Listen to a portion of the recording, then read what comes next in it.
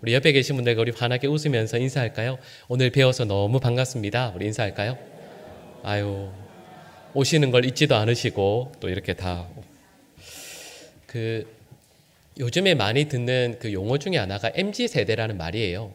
저도 그 이전에 있던 교회에서 생각해 보니까 이제 그 당회, 그러니까 교역자들 그리고 또 장로님까지 다 이렇게 큰 그룹으로 해서 그 MZ 세대에 대한 책을 읽고 이렇게 독서 토론했던 기억이 나요. 근데 MZ 세대 하면 그게 무슨 내용이 특별한 게 있을까 싶은데 제가 기억하기도 그 책이 베스트셀러였는데 아주 이만큼 두꺼웠던 그만큼 이제 궁금하기도 하고 알아야 될 게 참 많은 거죠. 보통 MZ 세대라고 하면 그 밀레니얼 세대와 또 Z 세대가 합쳐진 건데 보통은 1981년생부터 2010년대생까지를 이 MZ 세대라고 이야기해요. 특징이 태어나면서부터 디지털 문화를 접하고 산 세대를 이야기해요. 그러니까 지금 우리 기성세대라고 할까요? 어른들과 참 안 맞는 거죠. 많은 분들이 어른들은 태어나면서부터 예를 들면 보릿고개나 뭐 전쟁을 경험했는데 이 세대는 태어나면서부터 이미 디지털을 경험했으니까요. 너무 안 맞는 게 많은 거죠. 연구 대상이고 그래서 저도 그 책 읽으면서 그 주제가 뭐였냐면 예를 들면 MZ 세대와 함께 예를 들면 직장에서 근무하는 것, 예를 들면 또 같은 교회에서 섬기는 것 도무지 이해가 안 되니까요. 근데 제가 그 책을 읽으면서 뭐 그때 발표한 건 아니지만 생각하기를 이게 MZ 세대와 함께 일하고 또 한 교회에서 생활하는 것도 참 힘들지만 정말 힘든 게 이 세대 차이를 정말 많이 경험한 게 바로 예수님이시겠구나라는 생각을 했어요. 왜냐하면 이런 이 세대 차이라는 게 결국은 살아가는 경험했던 문화, 시대, 삶의 자리가 다르기 때문에 경험하게 되는 거잖아요. 근데 예수님은 하나님의 나라에서 천국에서 사시다가 이 땅에 오신 것이니까 이런 완전하신 하나님께서 죄인과 함께 사는 것이 얼마나 힘들었겠어요. 이런 왜 그런 이야기 듣잖아요. 예를 들면 백인이나 아니면 흑인 분들이랑 가끔 뭐 이야기를 하거나 한 공간에 있게 되면 정말 힘든 게 있어요. 뭐가 힘들죠? 일단 영어가 힘들죠. 그죠? 이게 웃으면서 그죠? 그렇게 말씀 많으셨던 우리 권사님들도 침묵하시고 웃으면서 네, 뭐 이렇게 하게 되는데 저는 정말 힘든 게 냄새였어요. 냄새가 참 힘들거든요. 근데 이런 생각도 해보게 돼요. 예를 들면 이런 완전하신 예수님께서 이 땅에 오셨을 때 이 사람들과 함께 살아가면서 냄새 때문에 얼마나 힘드셨을까라는 생각을 하게 돼요. 왜냐하면 제가 잘 아는 목사님 한 분이 교회를 개척하셔서 큰 교회를 일구신 분이신데 그분이 이제 그 개척을 하셔서 이제 처음 목회를 시작할 때 왜 그런 말씀하잖아요. 목사는 목회를 시작할 때 은사 받아야 된다고 얘기하잖아요. 능력 받아야 된다고. 그래서 그분도 금식 기도하시면서 은사를 달라고 간절히 기도하셨는데 하나님께서 은사 주신 게 뭐였냐면 그 사람의 그 영혼의 냄새를 맡는 은사를 주셨대요. 저도 잘 모르겠는데 그 은사를 주셨대요. 여러분 이렇게 하면 그 은사를 받았을 때 좋았을까요? 힘드셨을까요? 네, 너무 힘드셨대요. 왜냐하면 누군가 새신자가 이렇게 오셨는데 그 영혼의 냄새라는 게 결국은 뭐냐면 죄 짓는 사람이 왔을 때 거듭나지 못한 사람이 왔을 때 그 안 좋은 그 타락한 영혼의 냄새를 맡게 되니까 너무 힘드셨대요.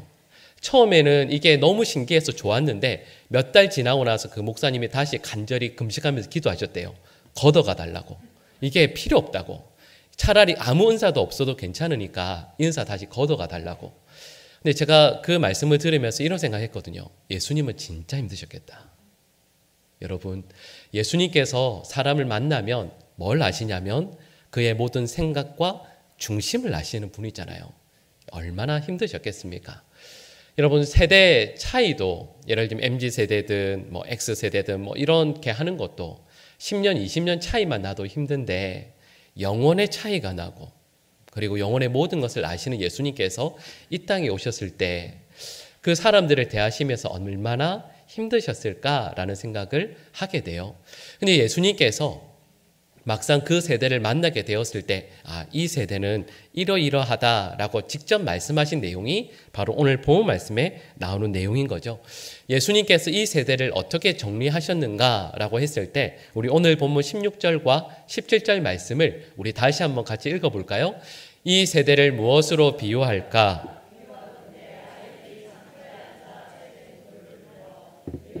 우리가 너희를 향하여 피리를 불어도 너희가 춤추지 않고 우리가 슬피 울어도 너희가 가슴을 치지 아니하였다 함과 같도다. 아멘.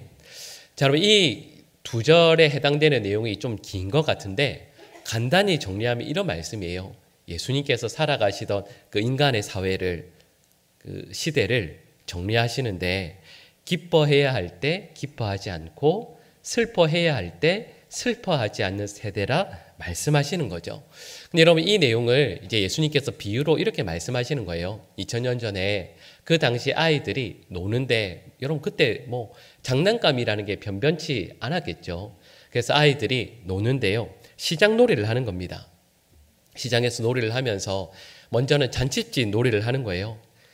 아이들이 피리도 불고 즐겁게 흥겹게 막 즐겁게 노는 거예요.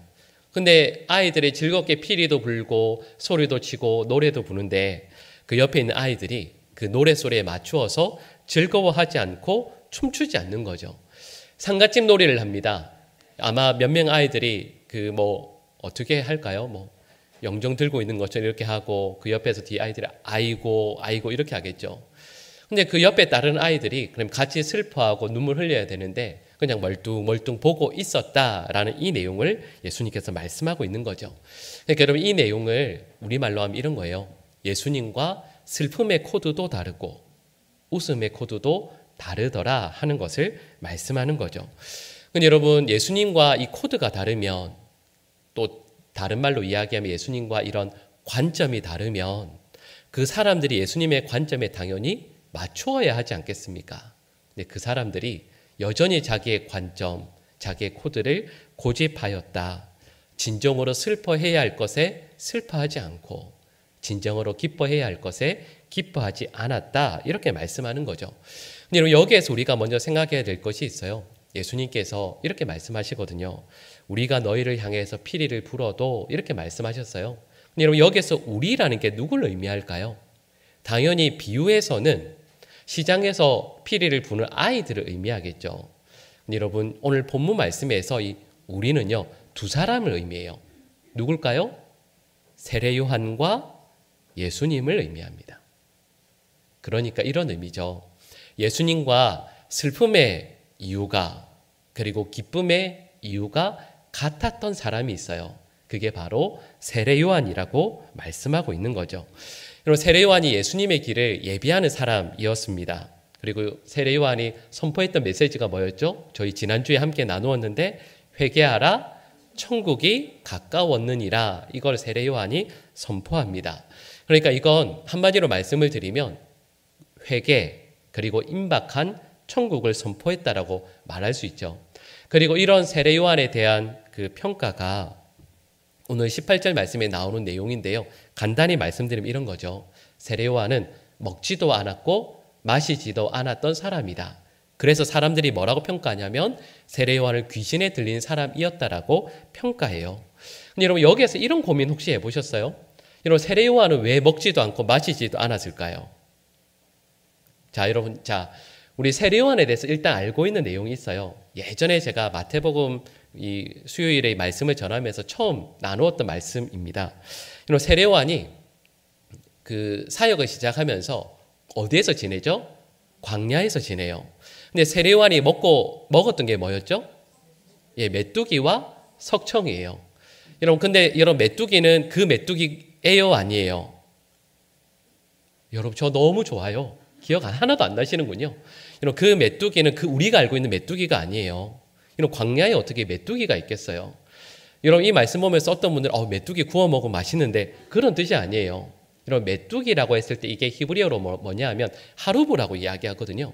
근데 이 히브리의 하루부가 그 발음이 같이 되는 말이 뭐냐 하면 여러분 잘 아시는 누가복음 15장에 나오는 쥐엄나무 열매예요. 돼지에게 먹이던 사료요. 그러니까 여러분 세례 요한이 광야를 막 뛰어다니면서 메뚜기를 잡아먹었다라는 뜻이 아니라 그 당시에 동물에게 사료로 쓰던 쥐엄나무 열매를 먹었다라는 뜻이에요. 여러분 그리고 석청이라고 했을 때 석청이 뭐죠? 돌에서 나는 그 꿀이 아니에요. 여러분 왜 다큐멘터리 이런 거 그 극한직업 저도 한 본 적이 있거든요. 거기에 보니까 석청 따시는 그 일하시는 분들 이야기가 나왔어요. 근데 석청은 우리가 알고 있는 꿀보다 몇 배 비쌉니다. 정말 귀한 거예요. 나무에서 나오는 목청이 있고 돌에서 얻을 수 있는 석청이 있거든요. 어떤 분들이 세례요한이 진짜 몸에 좋은 음식을 다 먹었다고 웰빙의 삶을 살았다, 그런 뜻이 아니에요. 석청이 뭐냐 하면 여러분 레위기 23장 말씀에 보면 23장 22절에 이런 율법이 있습니다. 땅에 떨어진 곡식은 거두면 돼요? 안 돼요? 안 돼요. 왜냐하면 그 곡식은 누굴 위해 남겨둬야 되죠? 가난한 사람들을 위해서. 곡식에서 떨어진 이삭들은 놔두게 돼 있는 게 율법이에요. 근데 그게 다른 데에도 적용이 되는데 그게 뭐냐면 과일나무에도 적용이 됩니다. 근데 그 가운데서 뭐가 있냐면 우리가 잘 알고 있는 대추야자 있죠. 여러분 아주 달잖아요. 근데 그게 나무에서 떨어지게 돼요. 떨어지면 그걸 주우면 안 돼요. 주인이. 가난한 사람을 위해서 놔둬야 돼요. 근데 그 대추야자가 땅에 떨어지거나 아니면 돌 사이에 떨어져서 굳어지게 됩니다. 근데 그걸 뭐라고 할까요? 석청이라고 얘기하는 거예요. 그러니까 세례요한이 먹었던 건 말 그대로요. 정말 가난한 사람들이 먹는 음식이었다라는 뜻이에요. 여러분 이게 우리가 예전에 읽었던 마태복음 말씀이 나오는 내용이거든요. 근데 여러분 이게 세례요한이 늘 광야에서 먹었던 음식입니다. 근데 오늘 본 말씀을 보니까 세례요한이 먹지도 않고 마시지도 않았다라고 말씀해요. 그러니까 우리는 이렇게 추측할 수 있죠. 세례요한은 광야에서 소위 말하는 진짜 메뚜기가 아니라 쥐엄나무 열매 그리고 돌에 떨어져서 굳어있는 그 야자 열매를 먹었다라는 뜻인 거죠. 근데 그것조차도 없으면 못 먹었어요. 안 먹었어요. 그리고 마시지도 않았다라는 뜻이에요. 여러분 이렇게 질문해 볼까요? 왜 세례요한이 이렇게 안 먹고 안 마셨을까요? 왜 이렇게 없이 살았을까요? 어떤 분들이 이렇게 생각하실 거예요. 세례요한은 금욕적인 삶을 살았다. 자기의 청빈함을 그리고 검소함을 드러내서 많은 사람들이 세례요한을 따르게 하기 위해서 이렇게 살았다라고 해석하시는 분도 있어요. 여러분 물론 그럴 수도 있겠죠. 근데 여러분 세례요한이 왜 이렇게 안 먹고 안 마시고 아니면 먹는 것으로 자기의 기쁨을 삼지 않고 살았을까? 여러분 혹시 가끔 금식하실 때 있잖아요. 왜 금식하세요? 금식하는 이유가 뭐냐 하면 여러분 이게 살 빼기 위해 쓰는 건 금식이 아니잖아요. 금식은 뭐죠? 먹는 게 내 생명을 유지하기 위함인데 내 생명보다 더 귀한 게 있다라는 뜻이에요. 세례요한이 왜 금식했을까? 왜 마시지 않았을까? 그리고 먹는 것도 이렇게 최소한으로만 했을까? 이유는 간단하죠. 제가 조금 전에 세례요한이 선포한 내용이 뭐라고요? 회개하라, 천국이 가까웠다. 자, 여러분 생각해 보세요. 이 말씀을 전할 때 이스라엘 민족의 영적인 상태를 바라보면서 세례요한의 마음이 이 말씀을 선포해야 되는 세례요한의 마음이 어땠을까요? 여러분 이렇게 말씀을 선포하는 이유가 있어요. 이스라엘 백성들이 회개하지 않고 있기 때문이에요.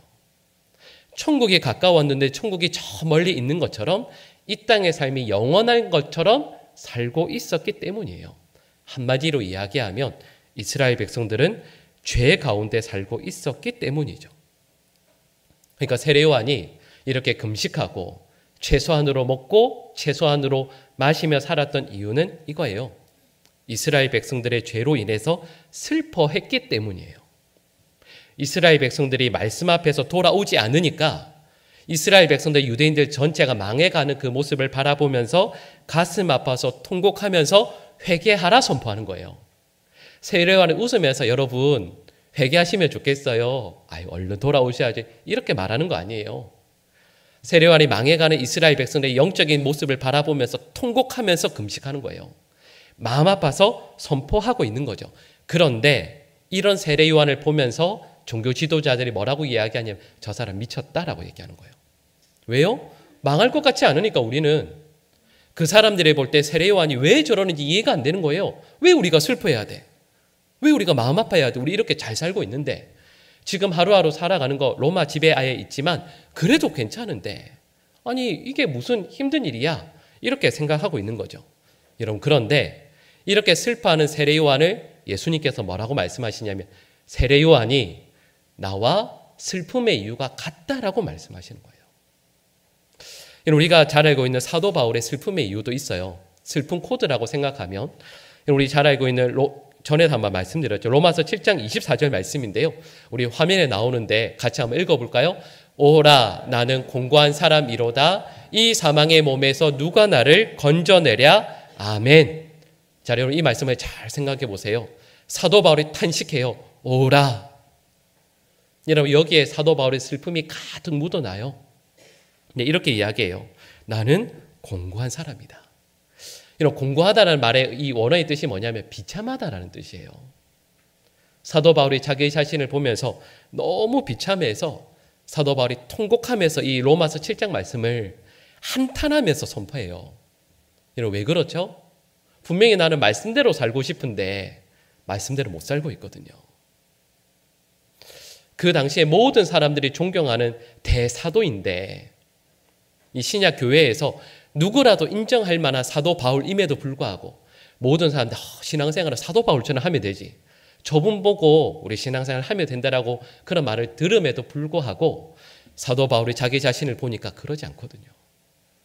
여전히 죄에 끌려가고 있는 자기의 모습을 보고 있거든요. 그래서 이 7장 24절 말씀에 나오는 것처럼 내 몸을 가장 정결하고 아름다운 몸이라고 말하지 않고 사망의 몸이라고 말하는 거예요. 사도 바울이 슬퍼하는 이유예요. 오늘 본문이 저에게 말씀하고 있는 바죠. 우리 살면서 슬퍼할 이유들이 얼마나 많이 있습니까? 그런데 예수님께서 나와 같은 마음이다 라고 말씀하시는 사람이 누구냐면 슬퍼하는 이유를 바로 여기에서 찾는 사람인 거죠. 여러분 세례 요한도 사도 바울도 죄로 인해서 통곡합니다. 그리고 예수님도 같은 마음이신 거죠. 우리의 죄를 심각하게 받아들이고 그것 때문에 통곡하고 아파하셨기 때문에 이 땅에 오셔서 십자가를 지신 거예요. 그게 예수님께서 진정 슬퍼하신 이유였죠. 여러분 예수님께서 십자가 지고 골고다 언덕을 올라가실 때 예수님을 따르던 사람들이 예수님을 보면서 울어요. 여러분 우는 이유가 뻔하잖아요. 채찍 맞고 힘없이 비틀거리면서 십자가 등에 지고 가시는 그 모습이 죽으러 가시는 모습이 얼마나 아프겠어요. 마음이. 여러분 실은 이 모습을 우리도 경험하죠. 십자가를 지고 가는 것은 아니지만 우리의 몸이 병들고 혹은 우리가 사랑하는 사람이 죽음의 자리로 나아가는 걸 보면서 그게 너무 마음이 아파요. 그것 때문에 통곡하게 되죠. 다 그렇죠. 근데 예수님께서 그 여인들을 보면서 뭐라고 말씀하시냐면 누가복음 23장 28절에서 이렇게 말씀해요. 우리 같이 읽어볼까요? 예수께서 돌이켜 그들을 향하여 이르시되 예루살렘의 딸들아 몰라. 아멘. 여러분 이 말씀이 무슨 의미냐면 아시죠? 이 여인들 또 그 자녀들이 결국 그들의 죄로 인해서 예루살렘이 망할 것을 예수님께서 알고 계시기 때문이에요. 한마디로 말씀을 드리면 예수님께서 십자가에 못 박히기 위해서 올라가는 그 모습이 얼마나 가슴 아픈 일이에요. 근데 실은 그것보다 그 여인들의 죄, 우리의 자녀들이 죄로 인해서 망해가는 그 모습이 훨씬 더 가슴 아픈 일이라 예수님께서 말씀하고 계시는 거죠. 그러니까 여러분 오늘 본문에서 우리가 알 수 있는 본문에서 깨닫는 귀한 말씀이 있어요. 우리도 슬퍼해야 돼요. 아파하고 통곡해야 돼요. 근데 그 이유는 다른 게 아니에요. 우리가 원하던 일이 되지 않아서 우리의 몸이 아파서 삶이 괴로워서가 아니라 예수님께서 말씀하시는 것은 우리가 우리 자신의 죄를 바라보면서 통곡해야 되고 그것 때문에 아파해야 한다라는 거죠. 여러분 오늘이 11월의 첫째 날이잖아요. 벌써 올해 10달이 지났어요. 여러분 10달 지나시면서 얼마나 많이 우셨어요. 얼마나 많이 아파하셨어요. 그런 이유들 다 있으시잖아요. 예수님께서 오늘 본문을 통해서 우리에게 이렇게 질문하시는 거예요. 그래 너희들이 아파하고 힘들었던 거 알고 있다. 목록숨이 얼마나 많겠냐. 근데 그 중에 제일 첫 번째에 그 슬픔의 이유에 너희의 죄 때문에 여전히 변하지 않는 너희들의 그 모습 때문에 삶 때문에 아파하고 울고 통곡한 적이 있느냐라고 우리에게 말씀하시는 거죠. 여러분, 그래서 오늘 본 말씀을 보면서 분명히 예수님은 그런 우리 때문에 통곡하시고 울고 계시는데, 여러분, 그 예수님을 홀로 울게 두고 있는 것 아닌가 우리에게 말씀하시는 거죠. 여러분, 그러면서 예수님께서 또 우리에게 원하시는 게 있어요. 예수님과 함께 춤추기를 원하신다 말씀하시는 거죠. 19절 말씀을 보면 예수님에 대한 평가가 있어요. 뭐라고 사람들이 평가했냐면 먹기를 탐하고 포도주를 즐기는 사람이라 평가합니다. 그리고 세리와 죄인의 친구다라고 평가하죠. 여러분, 이렇게 생각을 해보면 예수님의 삶이 단순히 금욕하고 또 슬퍼하고 이렇게 사신 삶이 아니라는 걸 알 수 있어요. 예수님께서는 늘 누구에게나 친구가 되어주시고 슬픔의 자리는 물론이고 기쁨과 감사의 자리에도 늘 함께 하시면서 그들과 어울리셨다라는 것을 알게 되죠. 여러분, 그래서 예수님께서 이 말씀을 통해서 우리가 그리는 예수님의 모습이 있어요. 예수님께서는 피리를 불고 또 사람들과 함께 즐겁게 춤추고 즐거워하는 모습을 알게 돼요. 근데 왜인가라고 했을 때 여러분, 그 이유를 한마디로 말씀드리면 이렇게 말씀드릴 수 있어요. 왜냐하면 예수님은 앞서 말씀드렸던 것처럼 우리를 구원하시기 위해 이 땅에 오셔서 모든 슬픔을 우리와 함께 감당하셨으니까. 이걸 다른 말로 이야기하면 예수님은 우리의 구원의 주가 되어 주셔서 우리의 모든 슬픔의 이유들을 해결해 주셨기 때문이라 말씀드릴 수 있는 거죠. 여러분, 기억나세요? 우리 지난주에 함께 나누었던 말씀인데 마태복음 11장 5절 말씀 우리 같이 한번 다시 읽어볼까요? 마태복음 11장 5절 말씀입니다. 맹인이 보며 못 걷는 사람이 걸으며 나병 환자가 깨끗함을 받으며 못 듣는 자가 들으며 죽은 자가 살아나며 가난한 자에게 복음이 전파된다 하라. 아멘. 여러분, 이 말씀을 통해서 예수님께서 이런 말씀을 하시는 거예요. 메시아의 증거는 죄의 권세를 물리치고 죄인들을 구원하고 자유케 하는 데 있다라고 말씀하시는 거죠. 예수님께서 세리와 죄인의 친구라고 말씀하잖아요. 여러분, 그런데 세리와 죄인에 누가 해당돼요? 바로 우리 모두가 해당되지 않습니까? 그러니까 이 본문 말씀은 이런 거죠. 죄인은 결코 예수 그리스도의 친구가 될 수 없으나 예수님께서 직접 오셔서 우리에게 친구가 되어 주셨으니 이것이 우리에게 얼마나 기쁨의 이유가 되는가 말씀하는 거죠. 그러니까 오늘 본문 말씀의 내용을 연결하면 이런 거예요. 자기의 죄 때문에 슬퍼하며 통곡하던 성도들이 예수님께서 오셔서 구원의 피리를 불 때 우리 모든 성도들은 진정 기뻐하며 춤추게 될 것이라 말씀하는 거예요. 여러분, 실은 이게 복음서에 나오는 내용들이잖아요. 예수님께서 죄인을 위해 오시고 그 피리를 부실 때 기뻐 춤추었던 사람이 여러분 떠오르는 사람들이 너무 많지 않으세요? 예수님을 만나게 되었을 때 나의 가장 귀한 향유 옥합을 깨뜨리며 영적으로 춤추었던 여인이 있고, 예수님께서 오셨을 때 내가 폭리를 취해서 얻었던 모든 재산을 다 내놓고 물질적으로는 완전히 망했지만 예수님께서 부시는 그 피리에 기뻐서 춤을 더덩실 추면서 하나님 앞에 기뻐하며 영광 올려드렸던 삭개오를 우리는 알고 있어요. 여러분, 실은 예수님을 만났던 모든 사람들이 예수님으로 인해서 삶이 변화되어서 영적으로 보면 예수님께서 피리 부실 때 그 앞에서 춤추면서 나의 가진 것들은 다 혹시 잃는다 할지라도 예수님께서 나를 구원해 주셨고 나를 용서해 주셨다는 그 감사와 감격 때문에 춤추는 모습들을 우리는 만나게 되죠. 그래서 예수님은 우리를 만나 주시는데 죄로 인해서 슬퍼하고 낙담해하는 그 모습에 결코 놔두지 않으세요. 우리를 만나 주시면 우리가 예수님 앞에 나아가게 되면 예수님께서 우리에게 구원의 피리를 풀어주시고 우리에게 감사와 기쁨을 허락해 주시는 거죠. 죄로 인해서 애통하는 사람은 예수님을 만나게 되었을 때 그 예수님으로 인해서 진정으로 기뻐하고 감사하게 된다라는 것을 예수님께서 말씀하시는 거죠.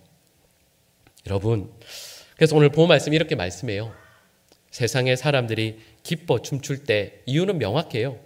내가 원하는 것 이루어졌을 때, 내가 생각보다 내가 원하는 것 요만큼인데 이것보다 훨씬 더 성공하게 되고 풍요를 얻게 되었을 때. 오늘 본문에서 예수님은 아니, 우리 주님께서 보시는 마음, 주님께서 인정하시는 건 전혀 다르다라고 말씀하는 거죠. 우리가 통곡해야 될 이유가 있어요. 무엇 때문에요? 우리의 죄 때문에. 그리고 무엇 때문에 기뻐하며 춤추라고요? 그 예수님께서 우리를 만나주시고 우리에게 구원의 기쁨을 허락해 주셨음을 놀랍도록 경험하게 될 때 우리는 기뻐 춤추게 된다 말씀하시는 거죠. 여러분, 그 북이스라엘 왕들 중에서 여러분 아마 왕들의 이름 쭉 다는 아니라도요 몇 명 떠오르는 사람들이 있을 거예요. 근데 그 중에서 가장 악한 왕 중에 한 명이 누구냐면 아합입니다. 아합의 아내가 누구죠? 그 악명 높은 이세벨이에요. 여러분, 여호와 앞에서 얼마나 많은 악들을 행했습니까? 여러분, 그래서 하나님께서 이 아합 왕을 보시면서 열왕기상 21장에서 너 반드시 죽는다. 너 반드시 망한다. 너뿐만 아니라 너의 후손들도 반드시 하나님의 재앙으로 모든 남자들 망해서 죽게 될 것이다. 심판을 선포하세요. 근데 여러분, 그때 아합의 반응이 열왕기상 21장 27절 말씀에 나와요. 우리 화면에 나오는데 같이 한번 읽어볼까요? 아합이 이 모든 말씀을 들을 때에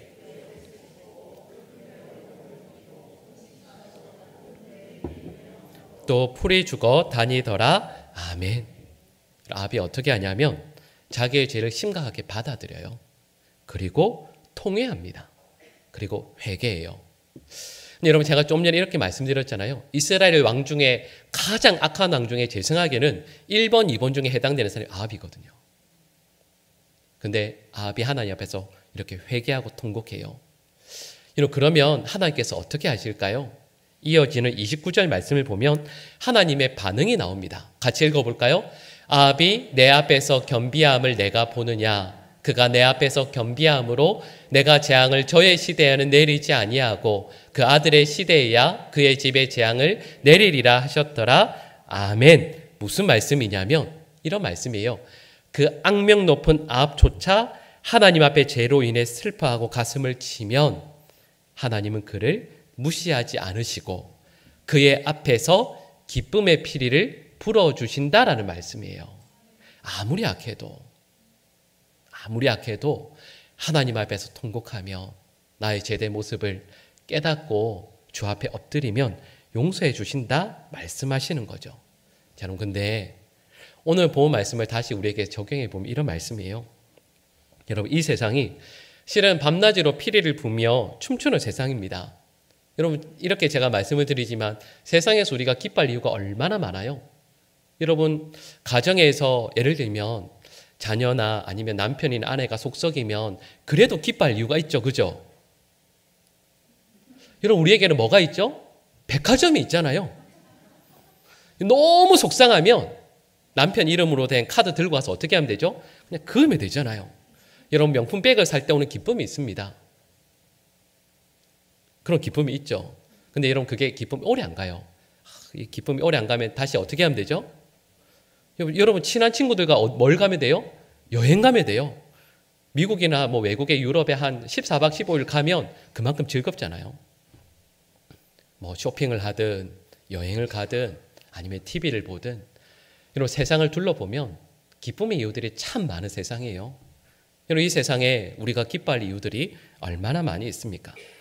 여러분, 그런데 성도들은 마음이 속상하고 어렵고 힘들 때 이 세상에서 기쁨의 이유를 찾는 사람들이 아니에요. 아니, 오히려 우리는 슬픔의 이유를 더 찾는 사람들이죠.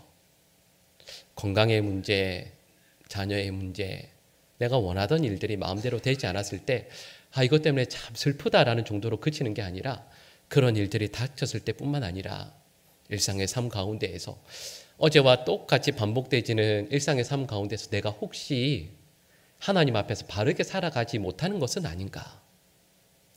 내가 어제와 똑같은 삶을 살아가는데 내가 여전히 하나님 앞에서 정결하지 못한 삶을 살아가는 것은 아닌가? 슬픔의 이유를 찾아 나가는 거죠. 그리고 그 앞에서 하나님 앞에서 우리의 자신의 모습을 발견하고 그 앞에서 회개하고 통곡하는 거예요. 그리고 그 앞에서 하나님께서 주시는 기쁨과 은혜를 통하여서 주님께서 우리를 춤추게 하시는 그 기쁨 가운데 진정 감사하고 행복해하는 것. 그래서 오늘 말씀을 보면 이렇게 적용할 수 있어요. 여러분, 예수님께서 우리와 함께 하시는 걸 믿으시죠? 그러면 예수님께서 우리를 보실 때, 예수님께서 우리를 보시며 통곡하실 때 예수님은 홀로 통곡하시지 않도록 내버려 두지 않는 것, 그게 우리가 할 일이에요. 예수님께서 우리 보시면서 통곡하실 때 그 옆에 가서 예수님 죄송해요. 저 때문에 이렇게 통곡하시는군요. 예수님과 함께 통곡하는 게 우리가 할 일이에요. 예수님께서 우리를 보시면서 기뻐하시잖아요. 기뻐서 피리를 부세요. 근데 여러분, 그때 내 삶의 자리를 보면서 아니 나는 여전히 변한 게 없는데, 나 여전히 힘든데, 여전히 어려운데 왜 예수님 나를 보시면서 피리를 부시나?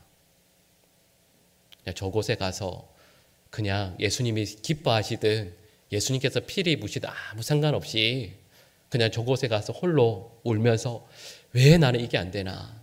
왜 나는 여전히 힘든가? 슬퍼하는 게 아니라 삶은 그대로인 것 같은데 주님께서 구원해 주신 그 감사, 감격 때문에 예수님께서 바로 저를 보시면서 피리 부실 때, 기뻐하실 때, 아니 예수님께서 홀로 춤추실 것 같을 때 홀로 예수님을 두지 않고 예수님과 함께 춤추는 것이 바로 우리가 할 일이라는 거죠. 여러분, 우리의 영혼의 삶의 자리에서 분명히 예수님 우리와 함께 하세요.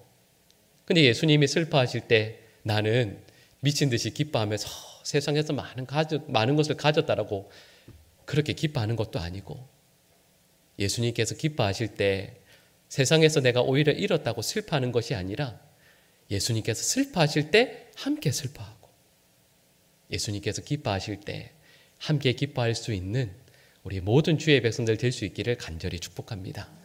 예수님과 함께하는 그 삶이 우리의 삶에도요, 함께 기뻐하는 모습으로, 예수님과 함께 슬퍼하는 모습으로 나타나는 우리 모든 주의 백성들 될 수 있기를 간절히 축복합니다.